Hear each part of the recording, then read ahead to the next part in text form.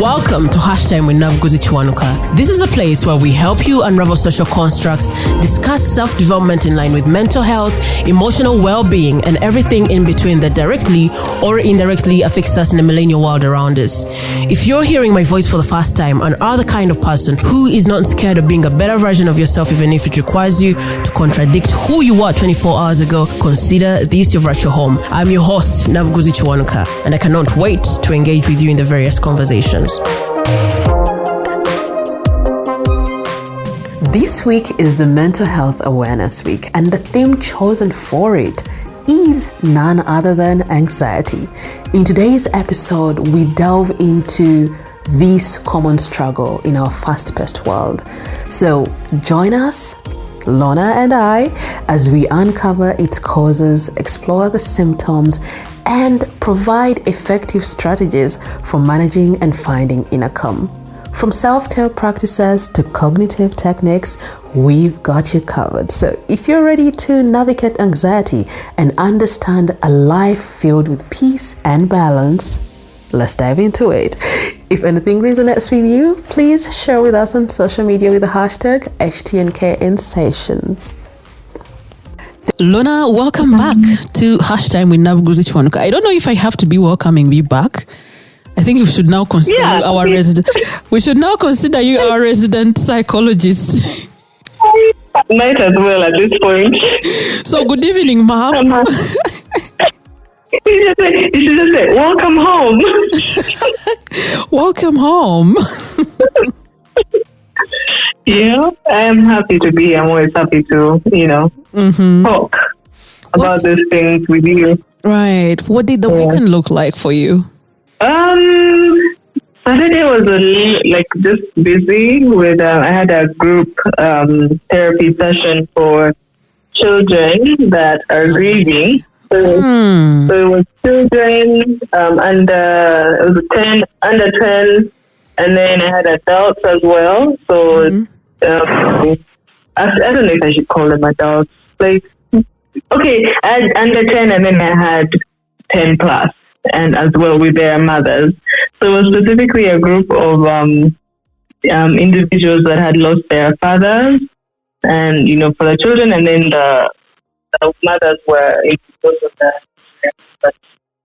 So it was really good. It was just good to see the children and have them express their emotion, especially at such a young age. I was very surprised at how expressive they are. Oh my goodness, 6-year-old, and they're just like, I feel like this and I feel like this, and I'm like, this is great. So it was nice just to start their therapy young. Yeah, a lot of awareness comes with that, I imagine, emotional awareness. Yes, and I was just glad that is something that's actually available, because I was just glad to know that there's a space for people to just share and support each other at such a young age. So we have started the Mental Health Awareness Week, 15th to 21st, much as we take the whole month as the Mental Health Awareness Month. And this year's theme is on anxiety. I think I had one of the listeners in the very beginning of the podcast asking my very first psychologist on the show what anxiety is like, I don't remember the exact question. And she gave us, I think she must have given us about 5 minutes. But since the people in charge of, mental health awareness gave us a theme of anxiety this year, I think it's important for us to have a clearer understanding of what it is, especially from a professional's perspective, because you hear so many people coming up with, I was anxious. Oh, my anxiety. Oh, yeah. They're talking about it like something bushy. I mean, let's see. I'm trying to figure out where to start, because anxiety is pretty big, and the best way I could describe it is, as well as you, I'll describe it and also give symptoms. That way, it's easier for people to understand, and maybe I'll use the symptoms to understand if they're actually having anxiety. Anxiety is not a bad thing. It's not an all bad thing. Let me just say that. It's not an all bad thing. Because anxiety is just when you're anxious, you're worried, you're maybe a little bit panicked. It could be as a result of like you have something that's coming up, like let's say like a public speaking opportunity, and you're just like, oh my God, I hope I get this right. Yeah. So you feel a little bit anxious, or you have like a wedding coming up or something, whatever it is. It could be like an event. It could be like, let's say you're in danger, like you're seeing a dog and you're just like, oh my God, what do I do? I'm like, I'm feeling a bit anxious, so I need to get out of this danger. It's not all bad. When it gets tricky is where, when anxiety gets tricky is where it's now getting in the way of your daily activities, of like, now it's like preventing you from functioning like effectively. You can't go to work, you can't go to school, you have issues with social settings. That's when it becomes a problem. So with anxiety, I would say it's an intense and excessive and persistent worry or fear about like everyday situations. And I want to emphasize intense, excessive, and persistent. Because with when you have an event coming up and you're anxious, or you have a public speaking opportunity coming up and you're anxious, you're like, okay, I hope I have all the material I need. I hope I have everything that written down. Once the public speaking thing is done, you're done. Yeah. You can walk out and it's like, well, that was something. I'm good to go now. Not like something that's going to stay on even after the public speaking is done. So when it stays on even after the public speaking and it's intense and excessive and persistent, that's when it becomes to worry, because then you're having trouble sleeping. You're constantly worrying about something in particular. And the worry is like you cannot stop it and you can't control it. Yeah. And now it's becoming, now it's affecting your physical. It's like your physicality, meaning you're having like an increased heart rate, you're sweating, you're feeling like on edge, you're feeling like something bad and dangerous is about to happen. So that way you're just imagining the worst every single day. You're having, like I said, trouble sleeping, concentrating on tasks, and all that stuff. So it's just, and sometimes some people have like panic attacks. So that's when it becomes a problem, because now you can't focus on tasks. You can't complete like a task at work or like homework, because you can't focus. Mm-hmm. So that's when, or like you're in a social setting, you're going to like a social setting where there's a number of people and you just can't get it together, and you're just like sweating and shaking and your heart rate is on 100, you're just like worried all the time. You're like, I'm going to mess up, I'm going to mess this up, and you're going to trip and fall. No one is going to like me. You're having all these thoughts in your head that are just getting the best of you. Mm. And you just can't do it. So that's when it becomes like a problem.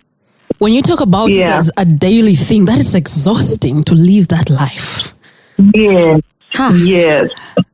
Mm-hmm. Because it's taking over your entire body and your mind. You're just like exhausted all the time. You can't even sleep. Yeah. Because you're just thinking and thinking and thinking all the time. So that's when it's like, and, it's a lot of people that go through that, unfortunately. There's about like, 1 in 3. There's a lot of people. 1 in 3 is a women high are number. more. Yeah. 1 in 3 is a very high number. And, and we look at statistically, women are twice more likely to be affected by anxiety than men. Why is that? Does it come with the social settings? It's a bunch of things, really. We can't really point out on just one. Mm-hmm. It's a bunch of things, because it could be like social setting, it could be, trauma, and then now I feel like the conversation is now going into like triggers and causes of anxiety. We have to understand, because might as well. That part, when you talk about the women taking the lead, I actually wanted to write about how, for me personally, sometimes it's really exhausting to be a woman. And what that means is coming to the monthly periods. There's a time, when you're sickly and your menstruation periods are also very, very excruciating. There's a time when because I wasn't well and I was not getting better. So I checked my phone. I was like, by the way, when is this thing coming around? And it was 6 days. I was like, no way. I was like, no, 6 days, I'm not yet fine. And every passing day, every day that was going by, I was like, oh my God, this thing is coming for me. No, I'm not ready. No, I'm not okay. Can I just miss this month at least? I was exhausted. I was like, no.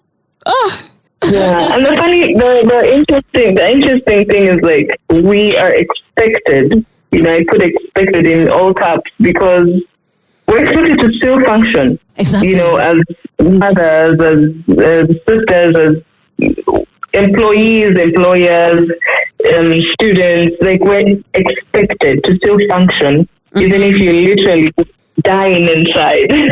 But that's a conversation for another day. Right.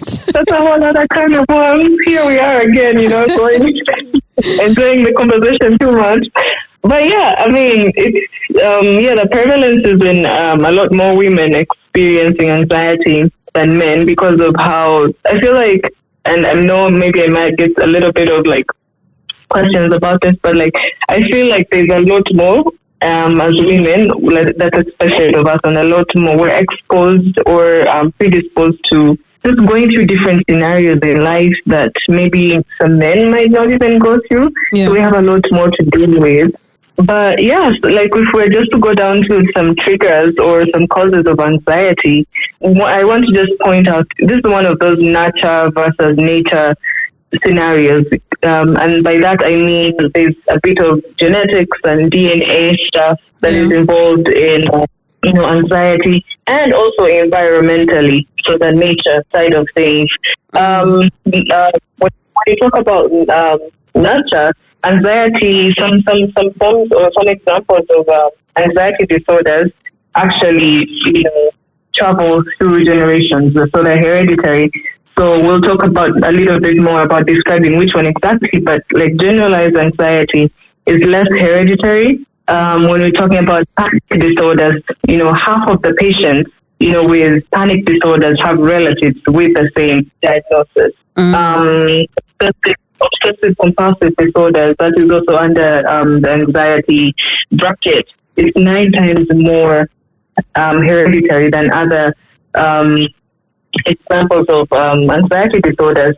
So, families with a history of mental illness, their genes are like they end up being a bit different. The fact that the way their brains regulate neurotransmitters is different from those that might not have mental illnesses in their lineage and stuff like that. So there's a bit of that. And one example I want to give in that nature versus nurture, for someone that is anxious, let's say if you are born to an anxious parent, let's say if they're really anxious about being around water or just being around like animals or dogs, because the children will see they will pick up behavior by what from what they see. If they see their mom being anxious around the dog, every time they see a dog, the mom runs or like gets really scared or like pulls the child away, this child eventually picks up the message that dogs are dangerous. Yeah. Every time you see a dog, you have to run away. So this could make the kid anxious as they grow up around dogs or around snakes, around different things, around water. So there's that. So it's both hereditary and learned. And most of the sometimes that stuff comes together as well. When you're predisposed and then you are also put in an environment that might cause you to get some anxiety, then that also becomes a thing. Yeah. So it's a lot in there. And so when we go down to like environmental or the nature side of things, where things in our environment cause us to get more anxious, we can start with childhood traumas or physical, emotional, and sexual abuse. Yeah. So and these are I can So all the way from childhood, like most of these things happen a lot. Like most of the triggers are during childhood. And let's say if these things are not dealt with in that time frame, or when the child is still young, then it comes, it grows with you, if I'm to use that. Yeah. So a lot of like physical abuse, and I have a good example. One time when we're in school, we were taught to listen to a TED talk. It was on adverse childhood experiences. Yeah. And these are really just, how the things, adversities that children go through when they're young. So physical, emotional, and sexual abuse.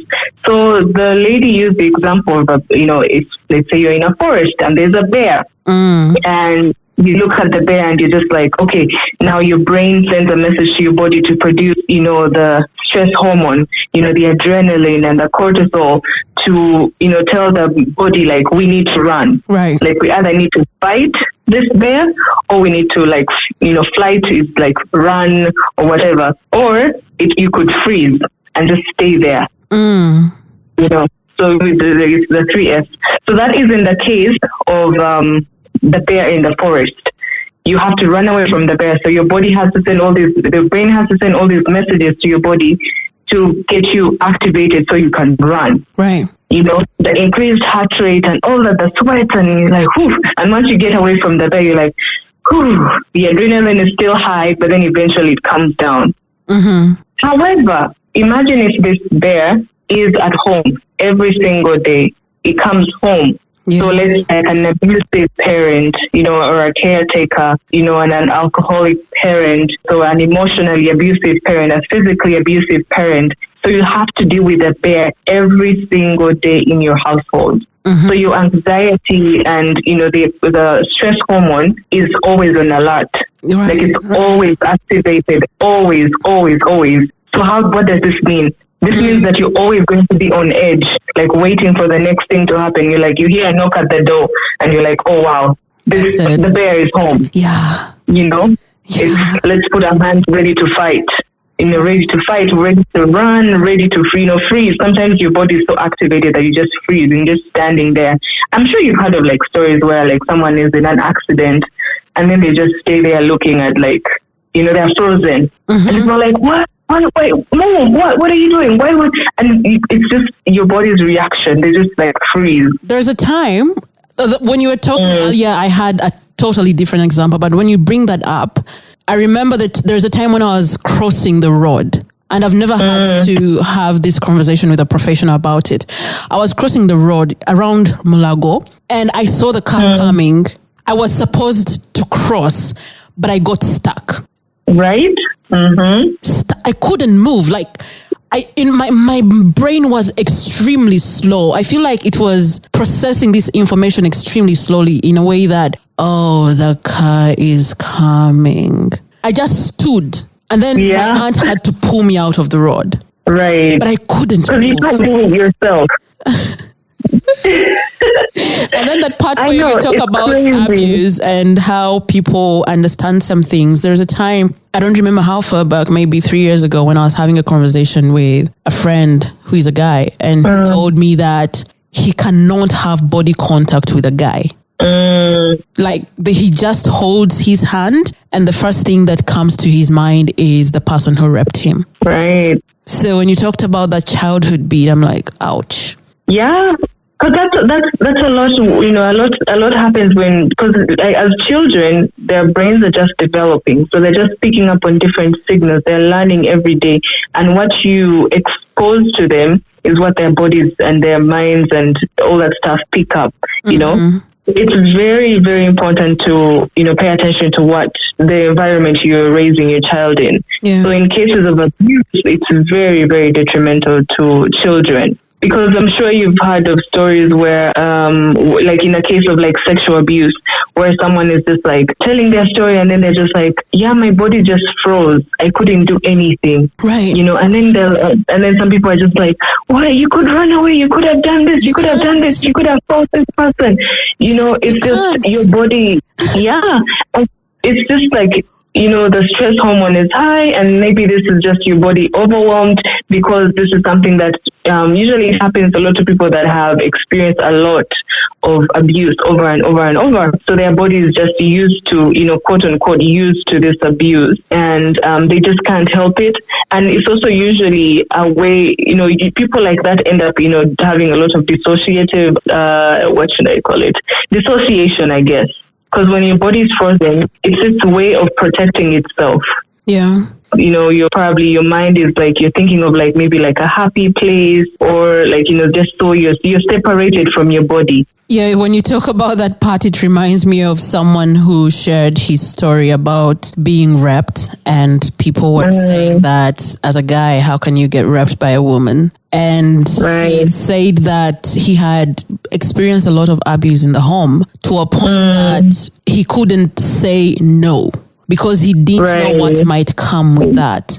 Exactly. So he just looked through the whole process, and the moment it was done, I think that's when he was like, oh, thank God it's done. And I'm safe. Yeah.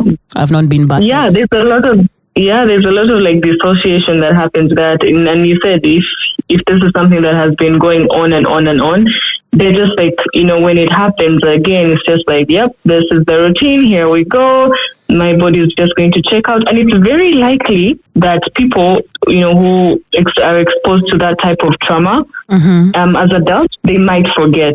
The brains might, get those details out. It happens to some people where they forget what happened to them. And until something triggers them, let's say they're getting into like a relationship with someone else, and it's getting to the part of them getting intimate, then their body remembers that. That is painful. And then they might freeze again. That is bad. It's really, our bodies are very, very interesting. They do a lot to protect our minds and all that stuff. So again, the body keeps the score. I like to tell people that, especially with trauma. Yeah. Your mind might forget, but your body will keep a score of the trauma. And until triggered, you might think that, nothing happened to you, just because your brain might have just decided to erase that memory just for its protection. Quite interesting. Yeah. But, these are like, then that could lead to anxiety as you get older, anxious around like say sexual partners, because now you're thinking of like, oh my God, like they're going to beat me up, or something's going to happen to me, or like it's just I had a nasty experience when I was a child. So intercourse becomes very like anxiety provoking for you. Yeah. Just because of the trauma that you went through. So yeah, childhood traumas, abuse, and all that stuff, it's a cause of anxiety. And with children, I thought also it would be important to highlight some ways that you can, some red flags or like some clues of anxiety for children. Yeah. They could be having like sleep issues if they're having, a hard time sleeping, where they're like, oh, can you, check on me when I go to bed, or can you tuck me in, or they, keep the light on. Little things like that could be some, just some things for parents to look out for if they're having trouble with their eating. So avoiding like particular foods. And this could be like a regular thing. Maybe like they just don't like that food, and that's fine. Like I said, it has to be to the extent, like something that's very extensive and persistent. If they're having out of the blue, like headaches, stomach aches, like dizziness, or they're just like, oh, like, they have nothing going on with them. They're not physically sick, but they just have like a stomach ache every time they have to go to school, every time they have to go to this particular house, or every time they have to go for this particular activity. They have a headache, or I have a stomach ache. And you're like, but on the weekends you don't have a headache. What's up? But when it's time for school, then you're like, you have a headache. So these are just some things for parents to look out for. Other things are just like anger, like a kid out of the blue starts getting angry. They're having trouble self-regulating, bullying at school, anything along those lines. Could be just some indicators, or maybe there's something else that's going on that it's, some anxiety. So most times children don't know how to deal with emotions or really explain what's going on. Yeah, sometimes they don't understand what is happening. That's why when you talked about having these sessions with kids, it felt like a personal win, like, yay, someone is doing something for the babies. Yes, because I'm like, they need to start them young. Most of our troubles come from our childhood. And we have no single awareness of that. Mm-hmm. Yeah. Preach. Yep. Let's see. Yeah, let's see, if you're going to go over like some other like causes of like, environmental causes of anxiety. So like Could also stress. be when you talked about sexual abuse. I think mostly you talked about the part of abuse, but it can also be a particular traumatic experience that may not necessarily be abuse. Like yeah. Like, you remember when I was telling you about my cousin who died in the bombings? And every time I pass Chadondo, I want the taxi to move very fast. Hey, I'm in Chadondo, please, this thing might blast anytime again. And also the part of me, there's a time when I saw my mom being like, the taxi knocked her and she fell to the ground. And that for me was, she's dead. I think as a kid, because I had lost my dad before I was born, I really feel like most of my time as a child, I was always looking over my shoulder. Is my mother still alive? Yeah. That kind of thing. I kept in that loop. So when I saw her fall down, I screamed my lungs out that these guys by the street came with sticks, ready to hit the person who has knocked a child. Only to find it is not a child that has been... And it wasn't so big, because I think we were just moving on the pavements and he just bumped her and she fell. Hell broke loose for me. But it was traumatic enough. It was traumatic enough for you to just like, oh my God, here we go. I carried it on for I don't know how many years, because that happened in my primary 3. We were coming from my brother's visiting day, and from primary 3 until I was 12 or 13, or I don't know. When it would clock 9 and mom is not yet back, I'm like, this time it has finished her. Right. And I start mourning. She finds me full on mourn, like she's dead. Oh my God. Yeah. It took a while, and I don't know what was going on in her mind. Perhaps I should have a conversation with her, because you could. Because I've noticed we have kids struggling with things and we don't even know how to help them. We don't know where to start the conversation with them. Yeah, because we're not aware. Like, I was just talking to, I don't remember who, and I was just like, I wish we have a course in primary school, like, or like somewhere in there where they talk about like mental health and symptoms and, just like the basic things. So we are kind of like aware. Yeah. So without this, you can't even know. You're just like, why are you crying? Because, I can just imagine what was going on in your mom's head. She's like, why is she crying? Like, what's going on? At least she did not invalidate me. She was always here. When I was in boarding school, I think it was easy. But when holidays would come and I'm looking at the clock, it's 9 p.m. Like, dude, she's gone. Right.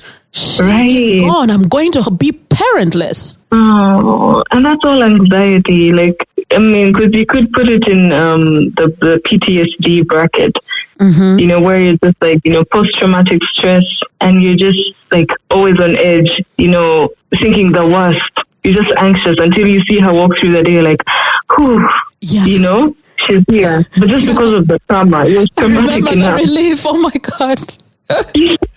It's even making me sad. It's making me teary. Like, it was a lot. Yeah. Oh, well, I'm glad you were able to like come out of that, because it does take some time. It really does take some time. Now, let me tell you, I think I went from that to the loss of my grandmother, and then what happened with her dying and me being picked from school. If I am at school and I call my guardian, I also call him Jaja.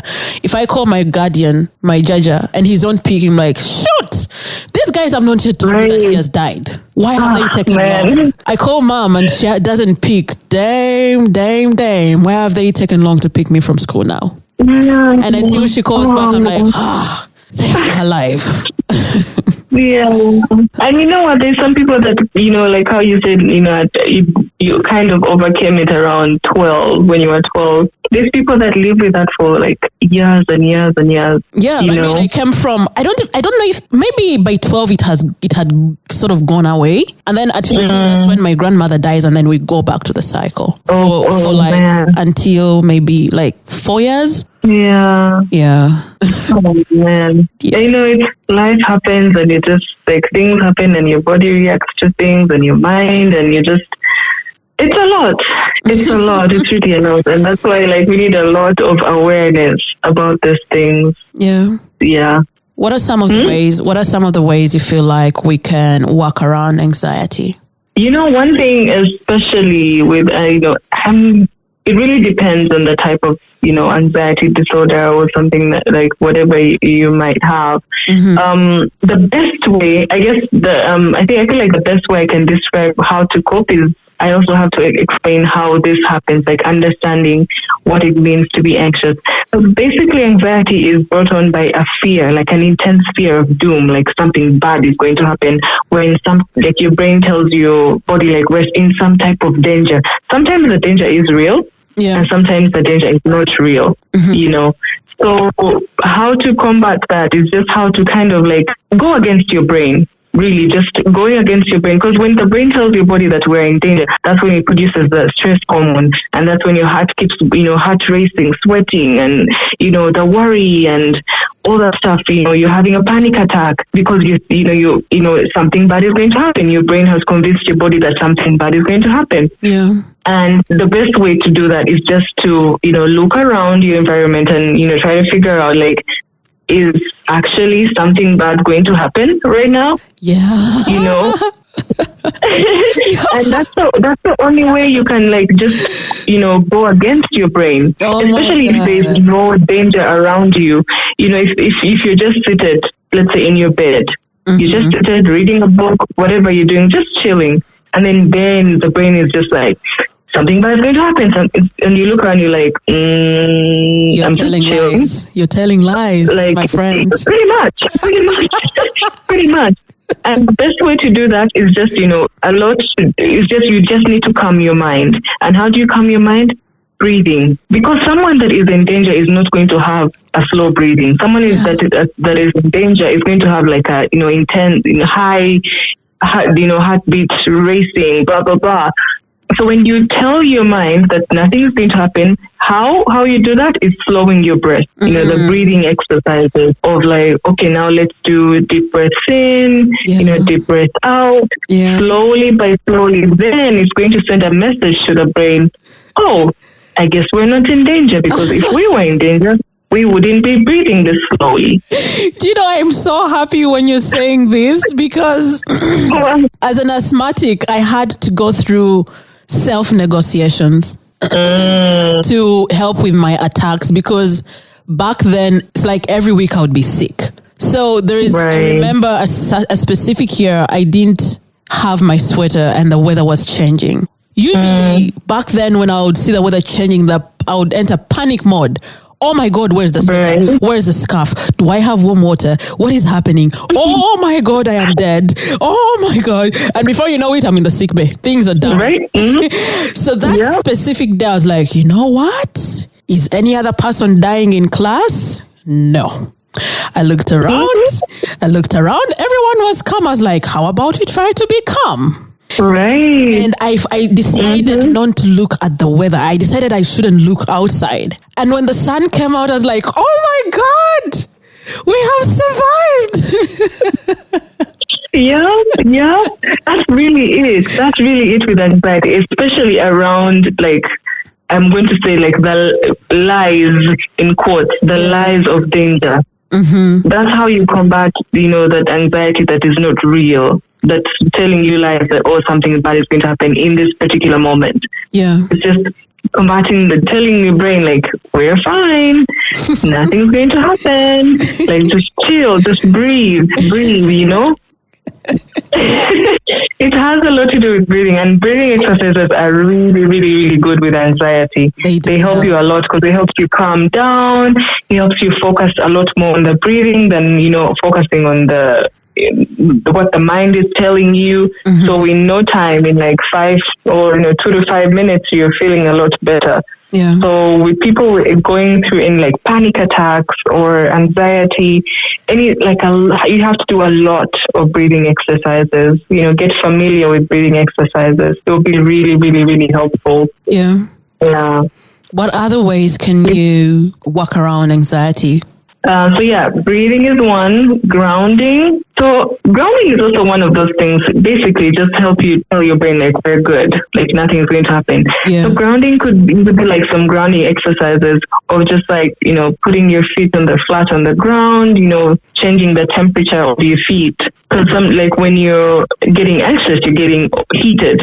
But when you put your feet on a cold floor or whatever, sometimes it helps if you're in socks to take the socks off and just feel the cold, that switch in temperatures. Mm-hmm. So the switch in temperatures helps you focus on how cold the floor is, and it just helps you regulate your temperature a little bit better, and then eventually you feel a little bit calmer. Another way to like regulate temperature is if you're able to like just go find a cold water, like a source, and go to a tap and just let like the water run on your hands. Yeah. Put some water on your face. It shocks your body temperature. So it's forced to focus on how cold the water is. Yeah. Then And how it's flowing. Down. Even the flow of it. What the grounding exercises do is help with your mindfulness. I love them. Yeah. Because I was watching, I think, Jay Shetty, when he was talking about, I think, were they 5 questions that you can ask yourself in the grounding exercises? What am I smelling right now? And you're taking a couple of deep breaths. And what can I hear right now? You listening for the environment. When you talked about that example of putting your feet on the floor, he also gave that example and he was like, what do I feel? Is this floor cold? Is it warm? What is it like? Is it clean? Yeah. So basically what you're doing in that moment is just like distracting. You're distracting your brain to focus on how calm the environment is, how, what are the other things that we can think about instead of thinking about, the unrealistic thought of me going to die in this particular moment. Yeah. And we actually in therapy, that what you just explained, it's the 5, 4, 3, 2, 1. 5, 4, 3, 2, 1. So it's also like 5, 4, 3, 2, 1. So 5 things you can smell, and you can switch these around. 5 things you can smell, 4 things you can see, 3 things you can touch, 2 things you can, what's the word? I'm forgetting my senses. Something you can see. You're just basically going over the 5 senses. Yeah, I that's what he had actually called it. So you name them. And, at the end of the game, you're actually more relaxed because then you're focused on something and you're like, what can I smell? What can I see? I see this, I see that. And at the end of the game, you're just like, I forgot that I was like panicking 2 seconds ago. Yeah. Yeah. So, I mean, it's very interesting. You just really have to play around with the brain. Yeah. Because all anxiety has a lot to do with the brain and the messages it's sending to your body. And other things could be like affirmations. So for people that have like social anxiety where you get really, really anxious, your palms are sweating and your heart rate is beating, really, really fast. And you're in a social setting, around like, just like, let's say, you're meeting a crowd of, like a meeting or like an event, and you're just super anxious about being in large groups of people. You could do some affirmations before you go in there, because sometimes people can be like, am I able to maintain a conversation? Yeah. How am I dressed? Do I look smart enough? Or do I sound smart enough? So it's just everything now you're having the cognitive distortions or like the negative thinking, and it's getting the best of you. Now it's causing you again, then it sends messages to your brain. It's like, well, we're definitely going to be panicking, and now then it goes straight to then you actually start panicking. So telling yourself like, I got this, I'm smart enough, I'm looking my best, just different affirmations that make you feel more calm and relaxed, and that make you feel better to go in that social setting could be really helpful. And you can find affirmations that really tie to how your anxiety shows up. Right. Yeah. Yep. Let's see. Other things. Sleep. Oh, people underestimate the power of sleep. Oh my God. Because when you don't sleep, then everything is just going to be a mess. You know, people need to sleep. And some people get really anxious when they have a lot of things to do. They get super overwhelmed. So writing to-do lists is really helpful in work situations or school. Meditation. Exercise, just physical exercise. Another thing is avoiding like caffeine, coffee or like other stimulants, any drugs that stimulants, because what they do is just increase, your heart rate, and then that will just make you even more anxious. So staying away from things like that, and even like, staying away from like alcohol, smoking, because you know what happens when people are super anxious, what they try to do is kind of like hide. And how do they hide the anxiety? They will drink, they will smoke, and then they go in a social setting and they're super chatty and they're talking and just like, yeah, we got this. And then once the alcohol wears off, then the real anxiety comes down. Sometimes it's even double. Right. Yeah. That fall from a height is always hard. Exactly. Hey, And then, keep because then that means more. you take more. Yeah. Yeah. And what does that mean? Then you're dependent on alcohol. Then you're now abusing other substances, and now you're addicted. So it's you go down the rabbit hole. Yeah. So Yeah. It's quite something. It's quite something. Yeah. What else do we have that we can cover on anxiety? Yeah, I mean, we could talk about, let's see, we could talk about like different diagnoses, anxiety disorders. I heard you talk about that part of obsessive compulsive disorder. And I feel like it's one of those words that also people are using as something to set them apart. Like I was seeing this little girl that, she's known, but I don't want to mention her name. And she was talking about her father. She was like, my father is very clean. That cleanliness of OCD. He tells me I have to sleep in white bed sheets. And I'm like, dude. Oh, yep. It's one of those words that are thrown around so easily, and it's like, being a mental health provider, I'm just like, I wish you guys knew how serious this is, because when someone is actually diagnosed with OCD, and then, it kind of makes it makes it sound like it's just, everyone has some, it's not as serious. And it is actually a very serious diagnosis. So we just throw it around and it kind of loses the weight, but it's actually a big one. Yeah. Because it does take a lot. Like, someone with obsessive compulsive disorder is like, they are preoccupied with like, details, rules, lists, order, they're just like, everything has to be in a particular order, and when that is not in order, they are like, getting panic attacks, getting super anxious, and they have everything has to be perfect. Yeah. They are like, it's intense. It's more than just like, oh my God, like, someone who has OCD and their OCD, shows up in how clean they are. This is someone that is, they are super obsessed with even seeing a single tiny thing of that. I'm sure you're thinking like, oh my God, if only people knew how intense this thing is. No, you know what makes me laugh usually when I'm talking with a professional? I feel like my life is extremely mirrored and I'm exposing myself. Oh my God. Sometimes it's like when I step out of myself, I want to laugh about it. I've had people accuse me of that. Someone sends me a message and I've not spelled my name right. I'm not going to respond. Like, dude, you've known me for how long? and there's a time when I remember being in the middle of town, city center, and I'm seeing this guy. He had missed one of the hooks where the belt passes. And I was going nuts. And he was an old man and I wanted to tap him and tell him, hey, you missed this one. You missed it. But I couldn't. Now I was struggling with myself until I had to walk myself out. See, someone with OCD might not even be able to sleep because of that. When you think about it, like, is it giving you like sleepless nights? Not sleepless, but I consider, I'm like, but how? Why? I know. How? I can imagine. Because when I'm wearing my thing, I follow the hooks. So how did that happen? And you reach the city center and you don't know how.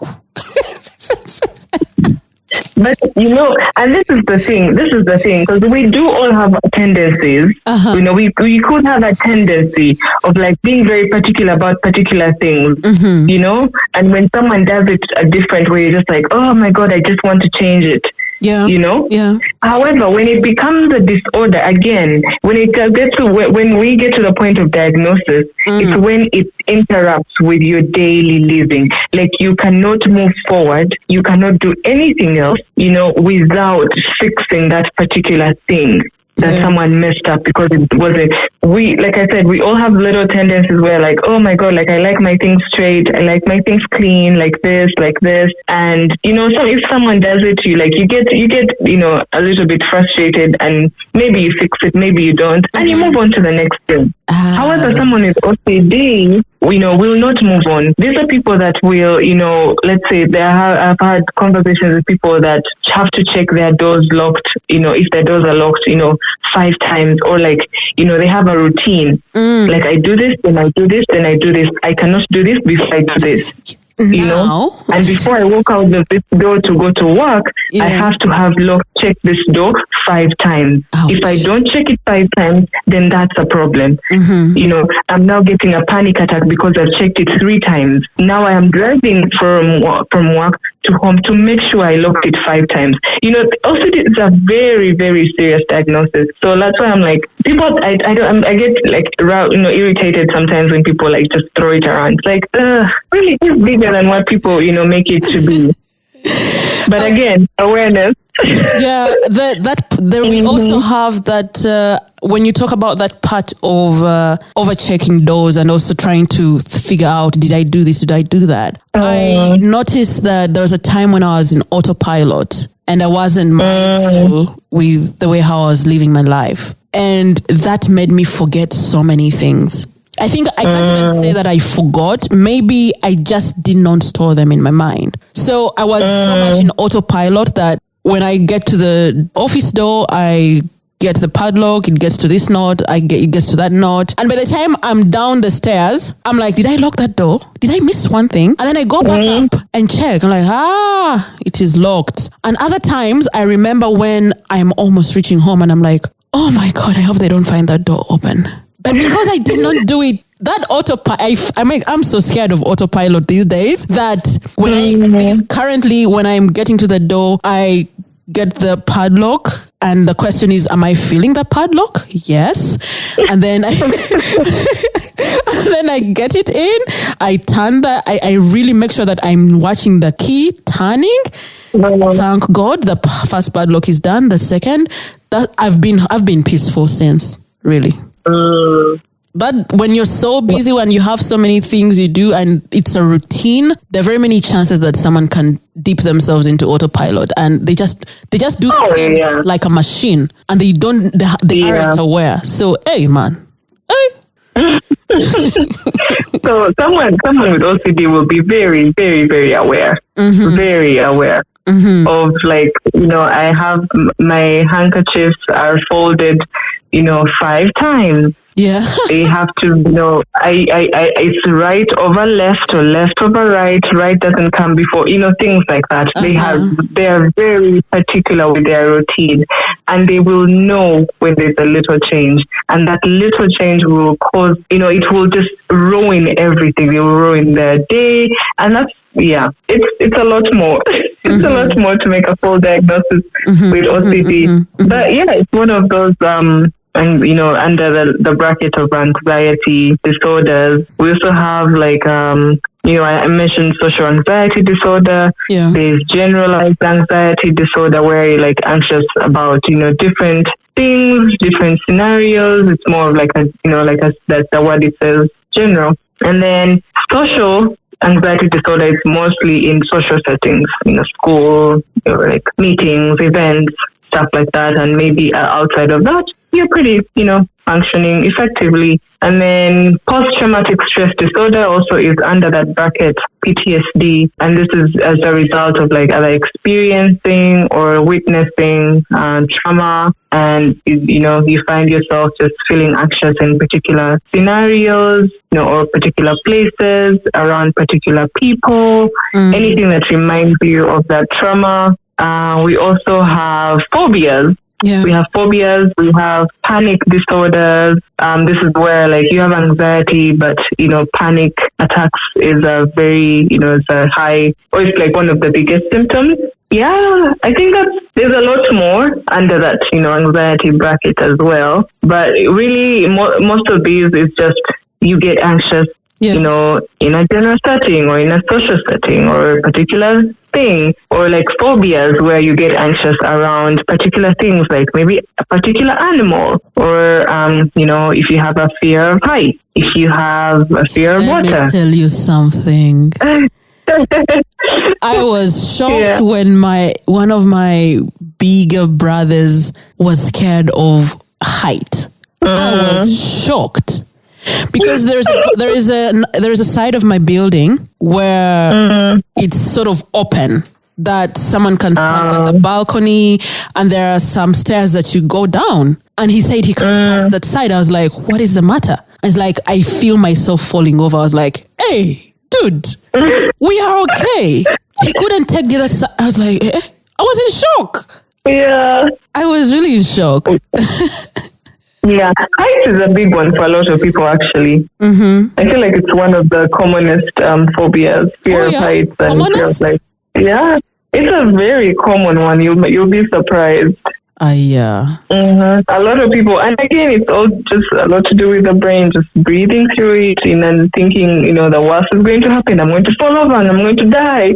Because when I went and stood and touched the balcony, he was like, please get off. You're going to. I was like, I am fine. Right. And he was like, please go off. And he had to look away. I was like, hey.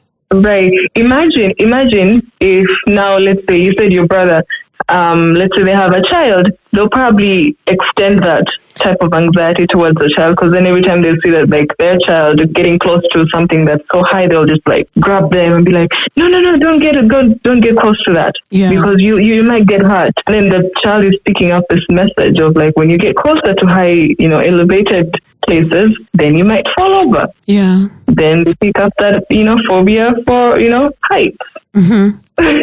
Eventually. Yeah. So, and then there's also phobia for like body fluids, like people that, are just terrified of blood or terrified of like someone throwing up. That's also a thing. Or people that are scared of flying. Yeah. That's also, a phobia. It's all just, fear of small spaces. Oh my God, I fear small spaces. I cannot do small spaces. Why do you... Like enclosed spaces? Oh my goodness. I feel trapped. Like it's like if I can't see a window, like any form of fresh air, I'm like, I need to get out of here ASAP. Like, yeah. I need to spend the least time in this place as possible. Like, there needs to be an escape. I feel like sometimes I feel like it's going to close in on me, like slowly, and then it will just make me flat. Like, it's crazy. Like, I will start literally like just like hyperventilating, just being in a small space. Like elevators when it's packed. Oh my goodness. Yeah, personal space. It's like, can you just open up? Like, I need to be able to escape. Those things, like, there's no windows, there's no nothing. Like, once it's closed, like, that's it. Trapped. I can't. Like, I'd rather, like, honestly, if there's the option for stairs, I always go for stairs. Elevator, unless I'm going up to like maybe 13th floor or whatever, like 20-something floor, but minus that, we're good. We'll take the stairs. Like, let's exercise. What else? Yeah, but it's a big thing, and it all has to do just, usually when I'm in there and I can't get out, I'm just like, breathe, breathe, breathe, breathe in. Close my eyes and keep breathing, like deep breath, and then eventually I'm just like, okay, we're out, we're done, bye. We have survived. Yeah, we have survived one more time. It's intense. Yeah, but I don't know if you have any other like questions with really like anxiety. I don't think so. It's quite a lot. We've broken down as much as we could, as much as we can in the effort of raising awareness. So surely, all I can say is thank you so much, man. Anytime. And you have not talked about the part of seeking therapy from the professionals to help you deal with that, because definitely you don't just walk away without talking about Kampala counseling services. What's your problem, madam? I know. I'm get taken up in the conversation. But I mean, just like any other thing, like if anxiety is getting really, in everything that you're trying to do in your work, in your school, just like in friendships and all that stuff, definitely, you try the breathing exercises, you try the grounding, you try all these coping mechanisms, and also talk to a professional. Because sometimes you have to talk about the cause of this anxiety. Yeah. Or sometimes you've tried all these coping mechanisms and you're just like, it's not helping. That means maybe you just need to process. What happened? If you've had a traumatic event, what happened? Let's talk about it. Or let me listen to, what you have to say. How are you feeling? Do you need any more coping mechanisms? This is where the professional comes in. So if anyone is out there and going through anxiety, experiencing anxiety in different forms, like just know there's always people that you can talk to. And like I said, there's a lot of things that happen to us in our everyday lives that cause anxiety. Work, financial stress, physical, diagnosis. If you have just got a big diagnosis, physical, like let's say like a cancer or anything, that you are just like very overwhelmed. If you're using drugs, alcohol, stuff like that, all these things can cause anxiety. So just come out, talk to people, reach out. If you want to reach me, Kampala Counseling Services, we have a website, KCS, www.kcsug.com, and you can also call me on 0741 056 164. Reach out, let's talk. Let me help you with some more coping mechanisms. You're definitely not alone. And, there's always people here willing to listen and help you out. So just don't suffer in silence. Yeah. Thank you so much, Lorna. You're welcome. Always fun to talk about this thing. I really enjoyed it. So thank you for always having me. I appreciate your yeses, your many yeses, man. We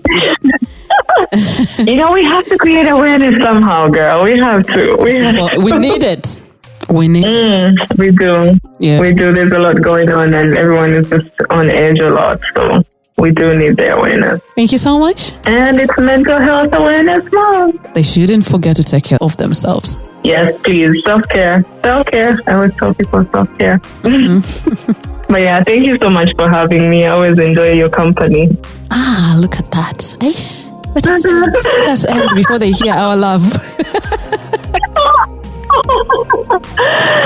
Thank you for joining us on this anxiety-busting episode of Hashtime with Nakabuye. If you loved what you heard, make sure you subscribe to Hashtime with Nakabuye in your podcast platform of choice and share it with your friends, loved ones, and everyone that you believe is affected by the millennial world around us. Also, feel free to share your insights about what connected with you on social media and be sure to tag us.